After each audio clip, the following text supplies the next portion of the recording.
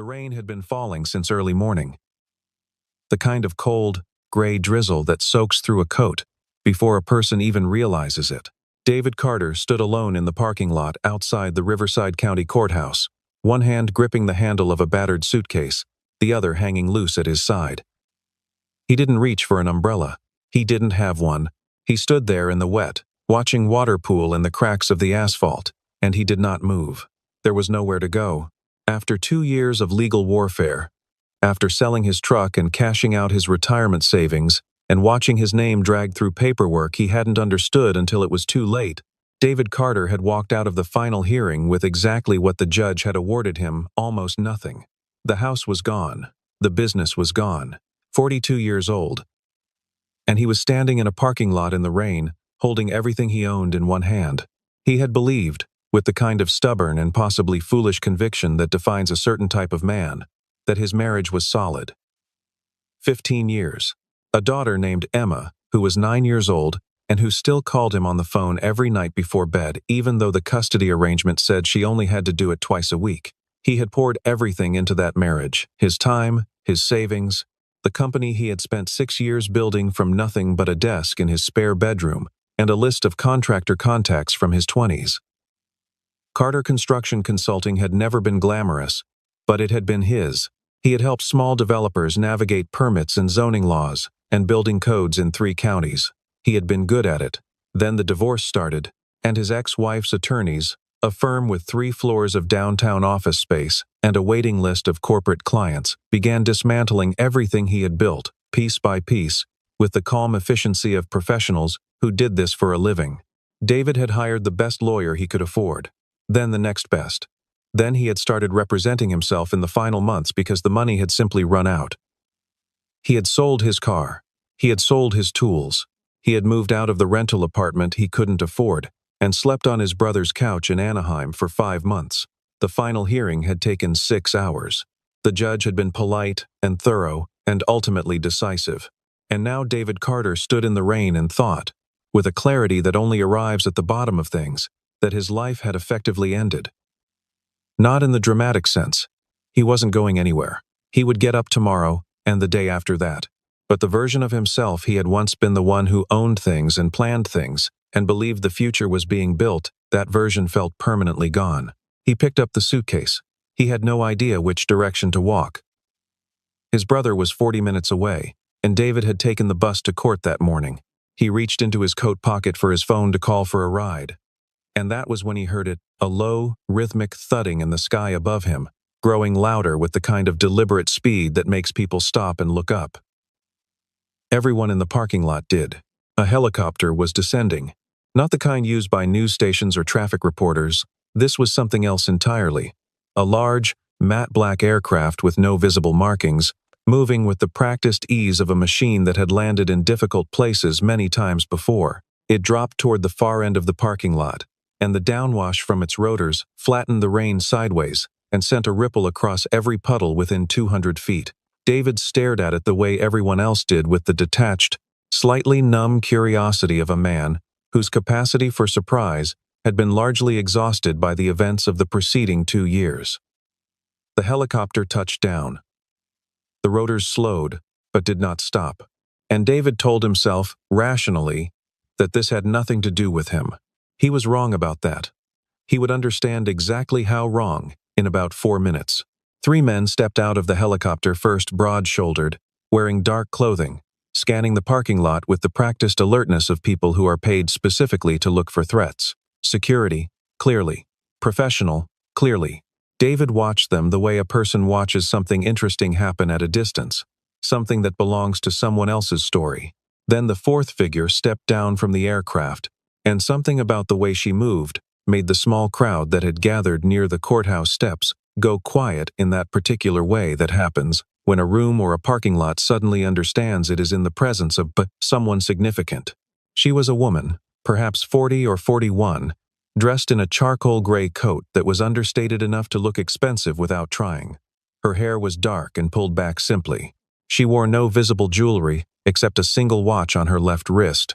She walked without hesitation across the wet asphalt, and the 3 security men arranged themselves around her with the automatic precision of long practice. She looked, in every way, like a person who had not spent a single moment of the last decade being uncertain about where she was going. David watched her for about 3 seconds before he looked away.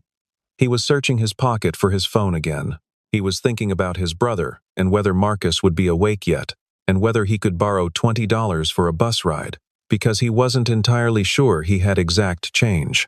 He was not thinking about the woman from the helicopter.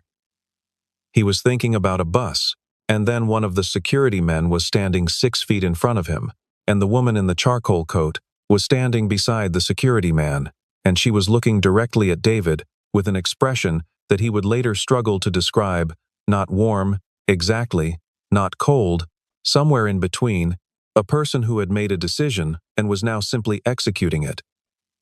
She said his name, not as a question, at first.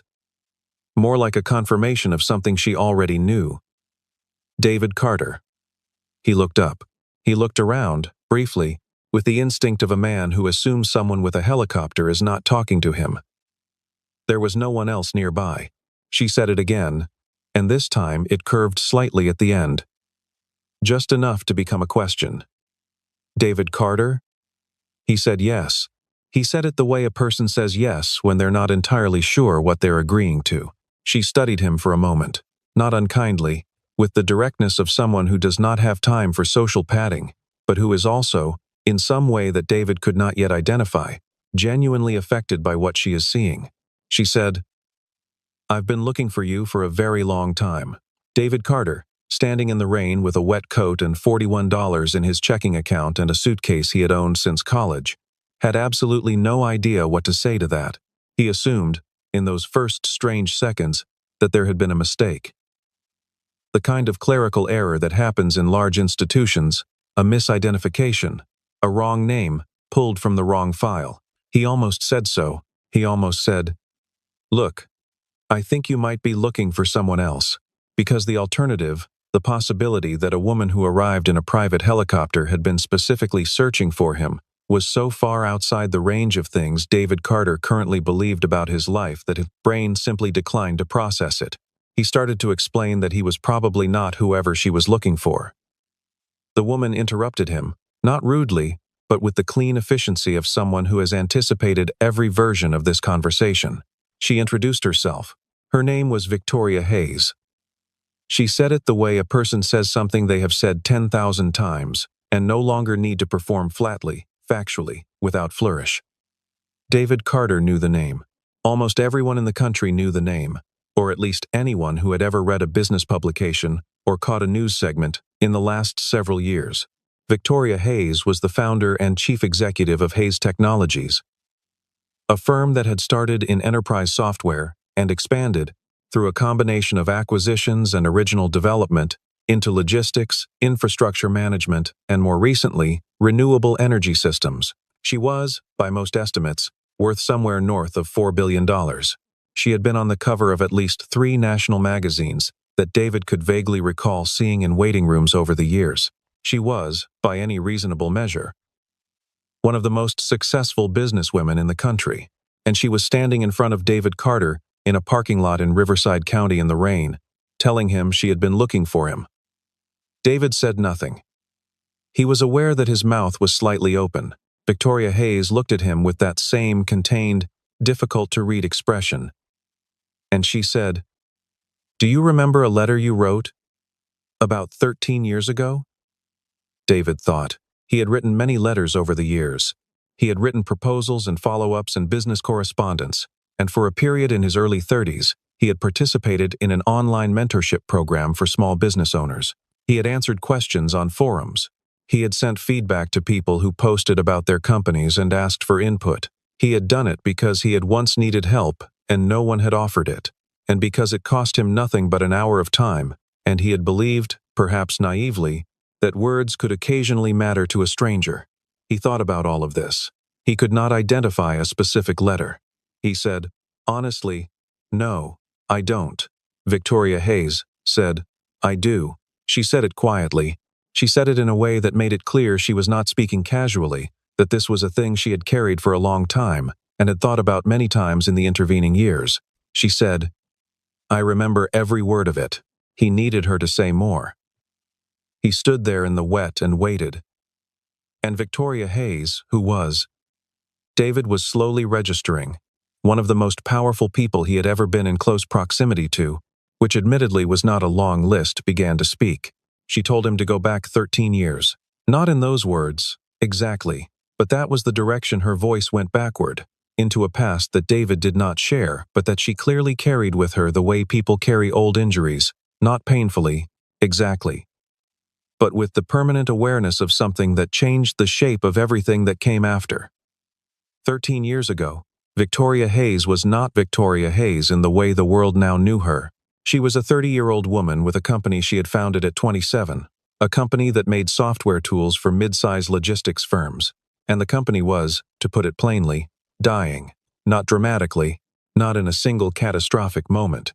It was dying the way small companies often die slowly, invoice by invoice.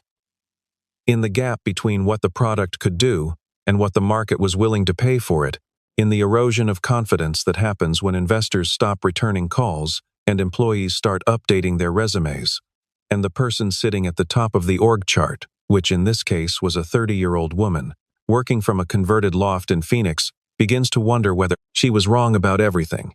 She had been, by her own account, in the worst period of her life. The company owed money to 3 vendors, a small bank loan, and 2 former employees who had deferred salary with the understanding that things were about to turn around. Things were not turning around. She had 60 days, maybe 90, before she would have to make the call that she had been dreading for 2 years, the call where she told everyone it was over. Her family had been advising her to make that call for months. Her mother called every Sunday and asked, with the loving persistence of a woman who genuinely did not understand why her daughter was doing this to herself, whether she had considered just getting a normal job. Her father had said something worse, not cruelly, but with the particular resigned kindness that certain fathers use when they believe they are being realists. He had said he was proud of her for trying, and that sometimes trying is enough, and that there was no shame in knowing when to stop. She had hung up the phone and sat with those words for a long time, turning them over, because she could not decide whether they were wisdom or surrender, and because she was afraid they might be both. Her 2 closest friends from college had slowly, gently, without ever being unkind, stopped asking about the company, because the updates were always the same, and the situation seemed unlikely to change. She was spending 16 hours a day on a problem she was starting to believe had no solution, and she was doing it alone, and she was tired in the specific way that people get tired when they have been fighting something much larger than themselves, for much longer than seemed reasonable. And in the middle of all of this, in the middle of a Tuesday night when she was sitting at her desk at 11:30 with a spreadsheet open and a cold cup of coffee beside her keyboard, she posted on a small business forum, the kind of anonymous, low-traffic forum that existed in the early days of online entrepreneurship, before everything migrated to larger platforms, and she described her situation with the bluntness of someone who has run out of energy to frame things. Diplomatically, she said, "My company is failing, and I think I need to accept that." She said, "I don't know if I have anything left." She asked, without expecting much, whether anyone had been through something similar. She got several responses. Most of them were sympathetic but vague, the kind of responses people write when they want to be helpful but don't have anything specific to offer.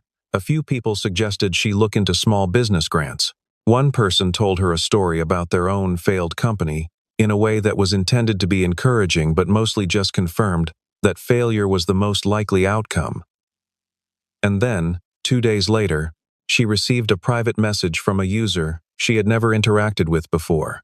The message was long, much longer than the forum conventions typically supported, which meant the person had written it somewhere else and then pasted it in. It was not, she told David, a message about money or strategy or market fit or any of the tactical things that people usually say when they are trying to help a struggling company. It was a message about something else entirely. It was a message about what it means to keep going when keeping going makes no logical sense. About the specific kind of courage that is required to stay in a room with your own failure and refuse to let it be the final word. The message did not promise her that things would work out. It specifically did not do that. It said, instead, that the choice to continue was its own kind of integrity, separate from outcomes.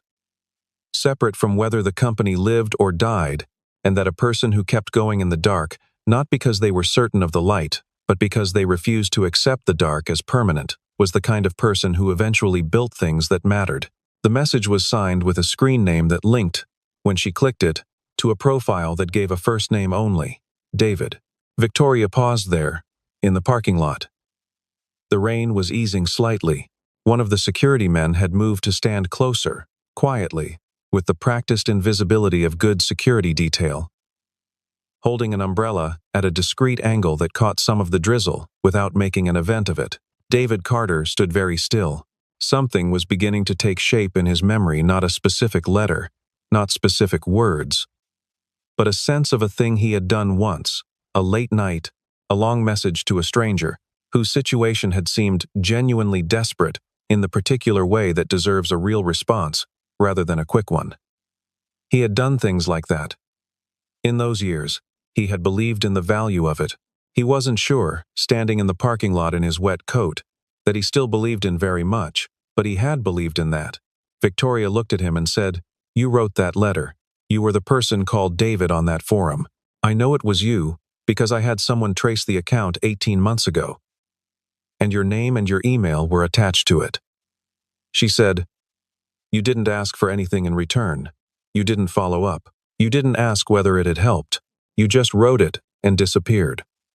She said, "I read that letter 63 times in the 3 months after you sent it. I kept a printed copy in my desk for years. I still have it."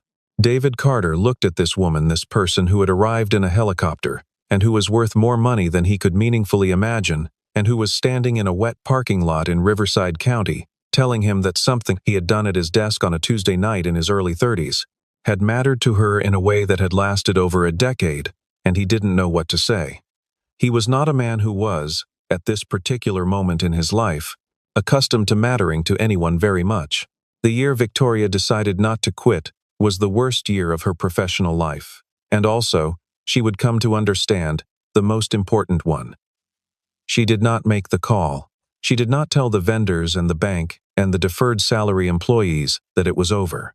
She went back to the spreadsheet on that Tuesday night, and she stayed with it, and she called every contact she had in the logistics industry, and she made pitches to companies she had already been turned down by, and she rewrote the product's core value proposition for the 4th time in 2 years, and she did all of it because a stranger on the internet had told her not, in those words, that the act of continuing was itself worth something. 3 months after she read the letter, a mid-size shipping aggregator in the Pacific Northwest signed a 6-month pilot agreement. It was not a large contract. It barely covered 2 months of operating costs. But it was a yes, in a year of nothing but no. And she worked that pilot with an intensity that the company's CEO would later describe in a public interview as unlike anything he had seen from a vendor in his career. The pilot became a full contract. The full contract became a reference. The reference opened a door to a regional logistics consortium that had been, previously, entirely out of reach. And the consortium, it turned out, was exactly the kind of client whose business model had a specific and underserved need for precisely the kind of software Victoria's company had built. Within 14 months of that Tuesday night in Phoenix, Hayes Technologies had 8 enterprise clients, a Series A investment round, and a clear path toward a market that was larger than Victoria had originally imagined. Within 5 years, the company had expanded into adjacent verticals and acquired 2 smaller competitors and was operating in 11 states. Within 10 years, it was a billion-dollar enterprise with international reach and a workforce of several thousand people and a chief executive who was quietly, consistently credited by her own employees as the most resilient person they had ever worked for. Victoria had tried to find David within the first 2 years. She had gone back to the forum, and the account was dormant. She had searched for the email address, and it had been deactivated. She had hired someone to look, briefly, in the early days of the company's success, but there were a lot of people named David in the country, and the information available was limited, and the search had come up empty. She had kept looking, on and off, over the years, not obsessively, but with the consistent quiet attention that certain debts receive when a person of integrity carries them long enough. The debt never felt dischargeable. It felt like something she owed in a category that money could not straightforwardly address, which made it simultaneously easier and harder to think about. She had thought about it many times. She had written acceptance speeches in her head in which she tried to articulate what a stranger's letter on a Tuesday night had done for her. And each version fell short, because the thing the letter had actually done was not the kind of thing that can be fully translated into language after the fact. The morning David Carter's name appeared in a news aggregation brief that her assistant compiled daily, a brief that included, among financial and industry news, notable legal proceedings in the California court system related to construction and development businesses. Victoria Hayes had been in a board meeting. Her assistant had flagged it with a single line: subject of interest, possible match, recommend verification. Victoria had looked at the name. She had felt, in the specific way that people feel things they have been waiting to feel for a long time, a recognition that was immediate and physical. She had excused herself from the meeting for 8 minutes. She had called her assistant and told her to verify. The verification had taken less than 3 hours. David Carter, 42, formerly of Carter Construction Consulting, registered address in Riverside County, matched to the email address from the dormant forum account confirmed. Victoria had looked at the confirmation on her phone, and then she had told her assistant to arrange a helicopter. Not for the next day. Not for the following morning. Today. Now. Her assistant had asked whether this was urgent. Victoria had said yes. She had not elaborated, because the elaboration would have required a 13-year backstory that her assistant did not have the context for, and because Victoria Hayes was the kind of person who, once she had decided something, moved toward it, without needing to explain herself at every step. She had been in the air within 4 hours. She had arrived at the courthouse parking lot 20 minutes after the final hearing ended.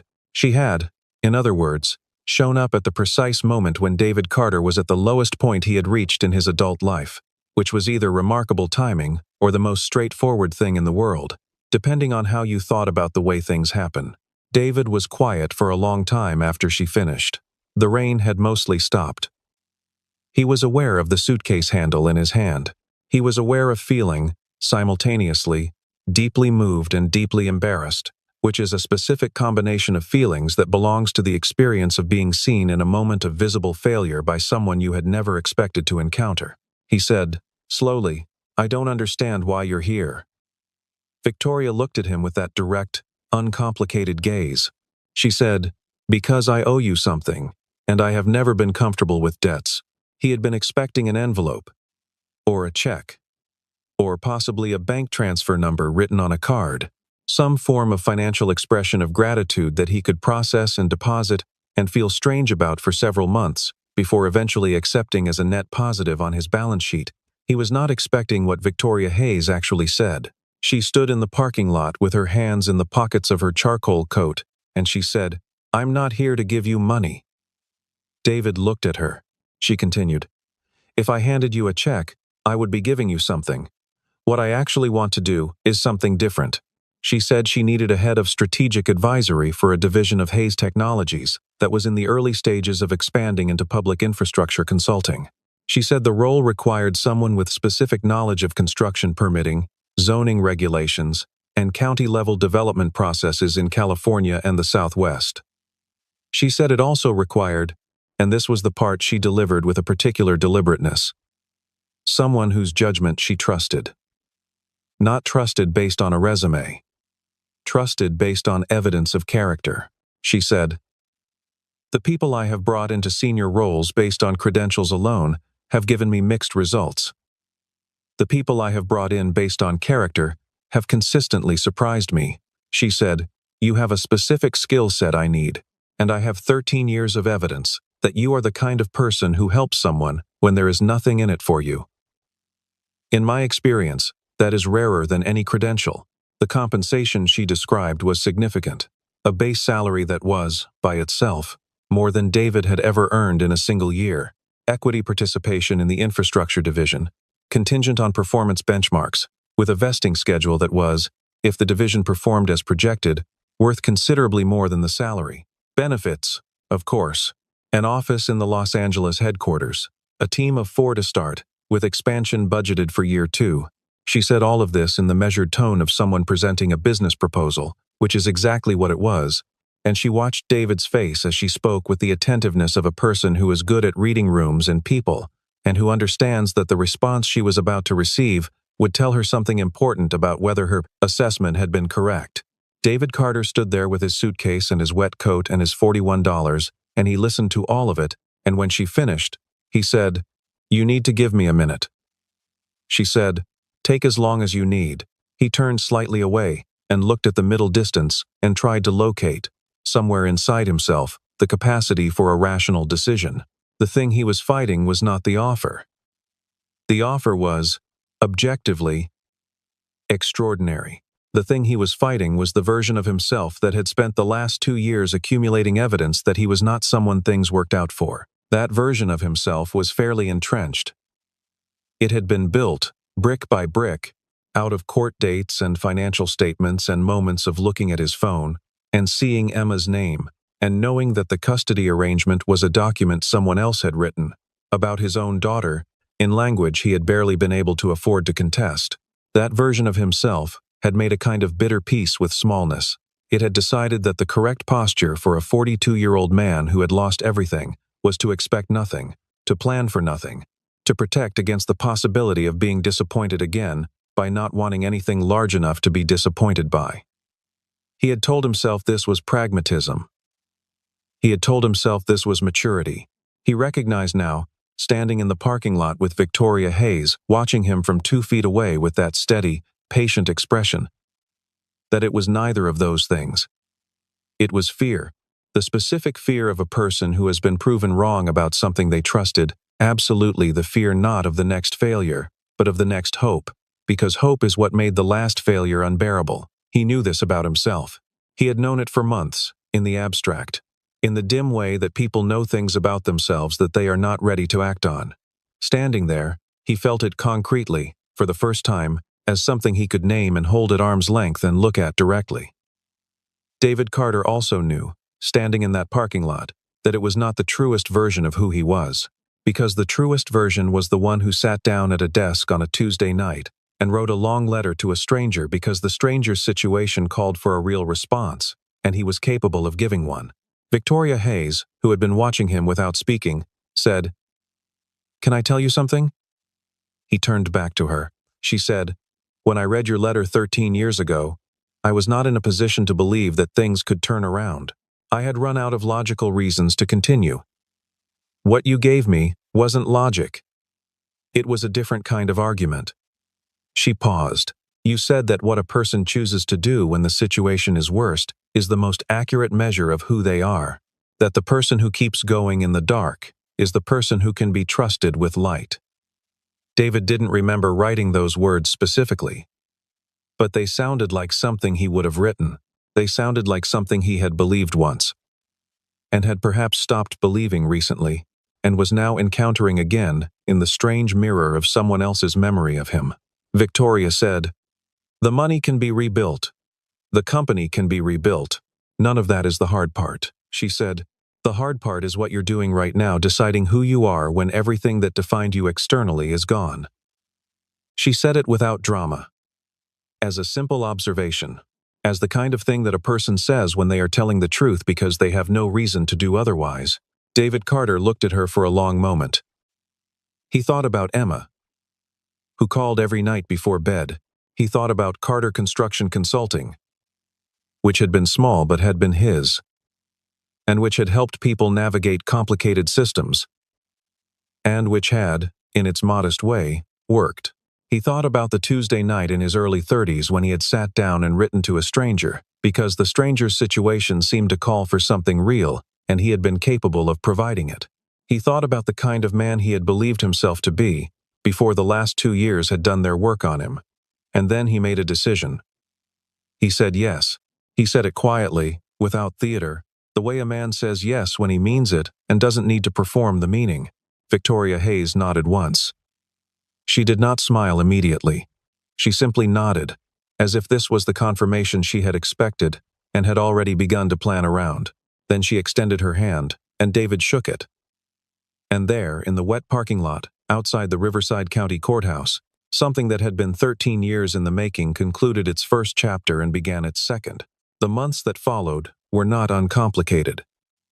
David was not, by temperament or habit, someone who adapted quickly to large change, and joining the senior leadership of a multi-billion-dollar company, as a man who had been sleeping on his brother's couch in Anaheim 4 weeks earlier, required a kind of internal recalibration that does not happen overnight. There were moments of genuine difficulty, moments of sitting in conference rooms with people who had MBAs from universities that David had never attended, discussing strategies at a scale he had not previously operated, and feeling the particular discomfort of competence that has not yet been demonstrated in its new context.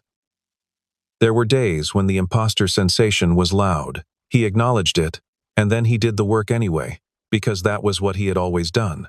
He was good at the work. It turned out, which would have surprised him if he had been in a condition to be surprised by things, that the skills he had developed over 15 years of helping small developers navigate complicated systems were exactly the skills that Victoria's infrastructure division needed at the level where the complicated systems were much larger. He understood how permits moved through county bureaucracies. He understood the difference between the way a process was supposed to work and the way it actually worked. He understood how to identify the specific point of friction in a system, and how to address it in a way that satisfied everyone who needed to be satisfied. These were not glamorous skills. They were deeply useful ones. Emma came to visit him for the first time in his new apartment, a real apartment, his own, in a building in Los Angeles, 6 weeks after he started the job. She was 9 years old, and she arrived with a backpack and strong opinions about pizza toppings, and an uncomplicated happiness to see him that David had, in the worst months, been afraid might erode over time. It had not eroded. She was exactly herself. She had inherited, in some genetic echo that David recognized without fully understanding, his specific stubbornness, the particular brand of steadiness that refuses to be shaken by things it has decided not to be shaken by. And Emma had decided, somewhere in the turbulence of the preceding 2 years, that her father was one of the fixed points of her world, and she was treating that decision as settled. He had ordered the wrong pizza she had recently, and with great conviction, become opposed to mushrooms, a development that had not been announced in advance, and they had watched 2 films that she had already seen and considered superior to his suggestions, and she had corrected him twice on the names of characters in a franchise he had not followed closely enough to correct back. She had fallen asleep on the couch at 9:15, with her head on a throw pillow and her shoes still on, and he had sat beside her in the quiet of his new apartment, and felt something that was not quite happiness yet, but was adjacent to it. Something more like the first solid ground, after a long time of uncertain footing. He did not move for a long time. He sat beside his sleeping daughter in his new apartment in his new city with his new life still largely ahead of him, and he was, for the first time in 2 years, not afraid of what came next. He settled into the role with the same steadiness that had characterized him at his best. He made contributions that were recognized. He earned the trust of a team that had been skeptical, initially, of a hire that appeared lateral on paper.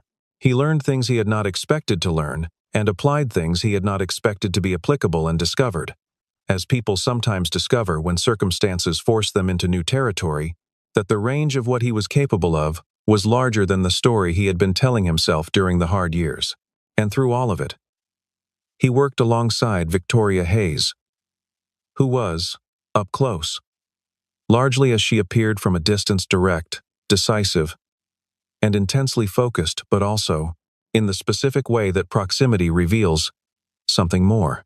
She was funny, occasionally, in a dry and unexpected way. She was honest to a degree that bordered on uncomfortable, and that David eventually came to understand was not harshness, but precision. A person who had learned that imprecision in communication was a category of kindness that usually caused harm downstream. She remembered things. She noticed things.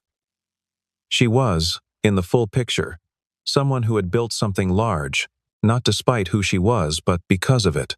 It was a Tuesday, which David would later note was the same day of the week as that long-ago night, though he was not certain whether this was significant or simply one of those coincidences that acquire meaning in retrospect. When he was standing in the glass-walled conference room on the 23rd floor of the Hayes Technologies, Los Angeles office, looking out at the city below, waiting for a meeting to start.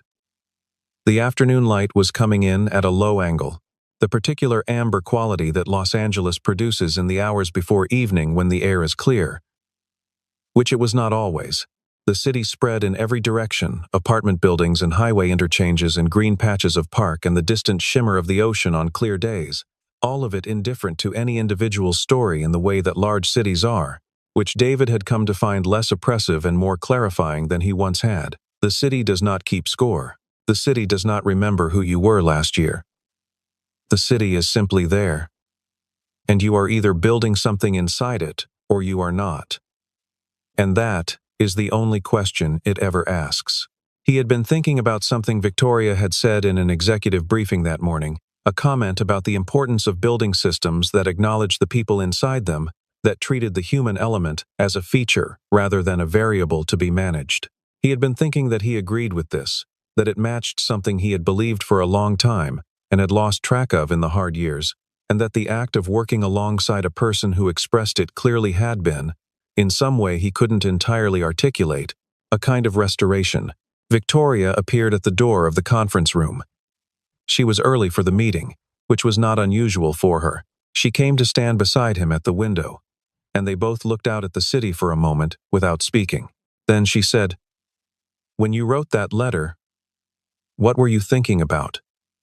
David considered it. He said, "I was thinking that she sounded like someone who had run out of reasons, and that sometimes people need a reason that isn't logical." Victoria looked at the city. She said, "It worked." He said, "For you it did."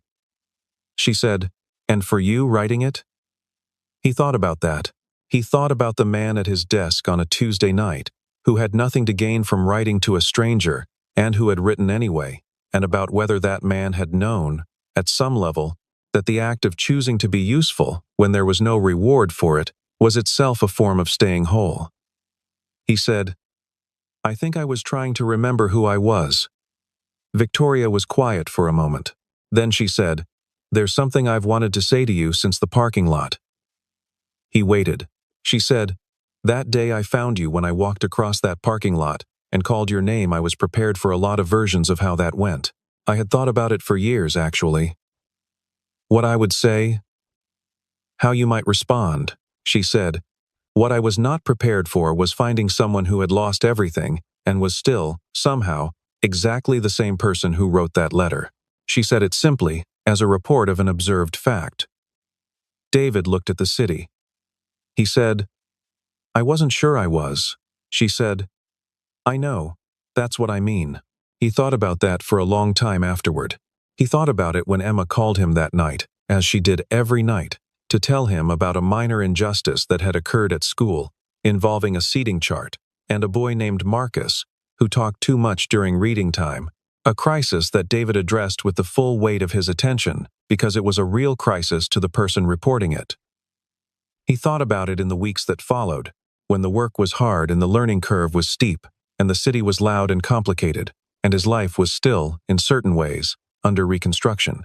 He thought about the version of himself that had stood in that parking lot and believed the story was over, and the version that had sat at a desk 13 years earlier and believed that words to a stranger could matter, and the way those two versions were, if you traced the line correctly, the same person who had made a choice on an ordinary Tuesday night that had set something in motion so slowly and so quietly that neither the person who made the choice nor the person it affected had any way of knowing, in the moment, that they were standing at the beginning of something. There is a particular kind of accounting that doesn't show up in any balance sheet or legal document or financial statement. It is the accounting of choices made in private. When no one is watching, when there is nothing to be gained, when the only reason to act is the reason a person carries inside themselves about what kind of person they intend to be. This accounting does not close quickly. It does not return simple interest on a predictable schedule. It works in the long, unmeasured intervals between cause and effect that make most people doubt whether the connection is real. David Carter had made one of those choices on a Tuesday night in his early 30s. He had sat down and he had written a long letter to a stranger, because the stranger's situation deserved a real response and he was capable of giving one. He had not thought about it afterward. He had not kept track of it. He had not mentioned it to his wife or his brother or anyone else, because it had not seemed like the kind of thing worth mentioning. It had seemed like the kind of thing that was simply right to do, and the category of things that are simply right to do does not require an audience. It had been one evening among thousands, one choice among the countless small choices that compose a life without anyone keeping score. He had gone on to build a business and a marriage and a life that had subsequently, through a combination of circumstances both within and outside his control, come apart at the seams. He had lost things that mattered. He had spent 2 years in a kind of sustained grief for the version of himself that had owned things and planned things and believed the future was being built. He had stood in a parking lot in the rain and believed, with a reasonable degree of conviction, that the story was finished. He had been wrong about that.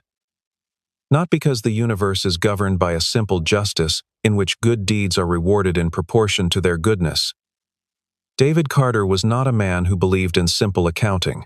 He was wrong because the particular choice he had made, on a particular Tuesday night, had found its way to a particular person who had used it to hold on long enough to build something that had eventually changed the lives of thousands of people, and because that person had never forgotten where the holding on had started, and because she was the kind of person who pays her debts even when the debtor has forgotten the loan.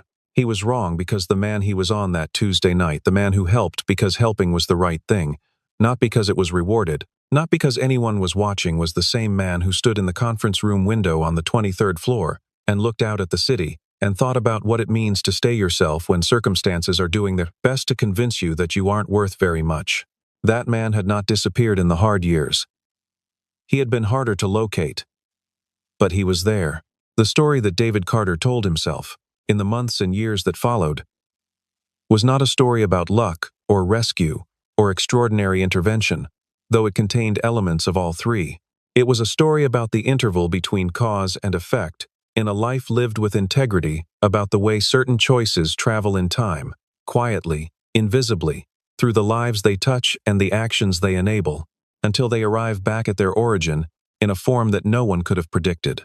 It was a story about a Tuesday night, and a letter that was never answered, and a woman who read it 63 times and kept the printed copy in her desk, and built a company and flew a helicopter to a parking lot in the rain because she had decided, years ago, that some debts cannot be paid in money and must instead be paid in kind. And it was a story, at its simplest and most essential, about what a person is worth when everything external that defined them is gone.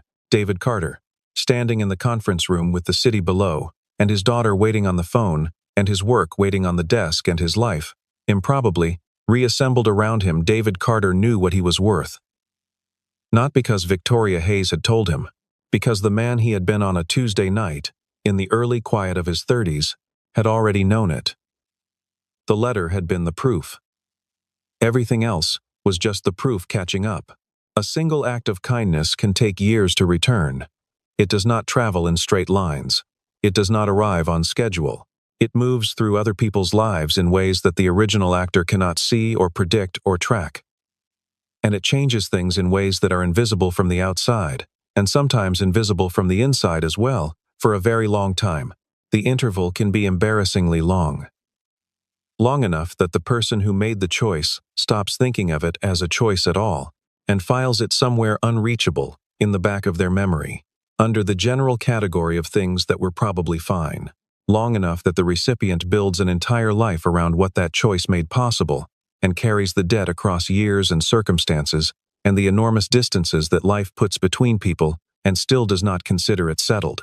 And then, sometimes, not always, but sometimes it comes back, not as reward, exactly, not as justice, exactly, as something simpler than either of those words, as confirmation, as the world, quietly, telling you that you were right to be the person you chose to be on an ordinary night, when no one was watching, when there was nothing in it for you, when you sat down and wrote the true thing because the true thing was what was needed, and you were there, and you could.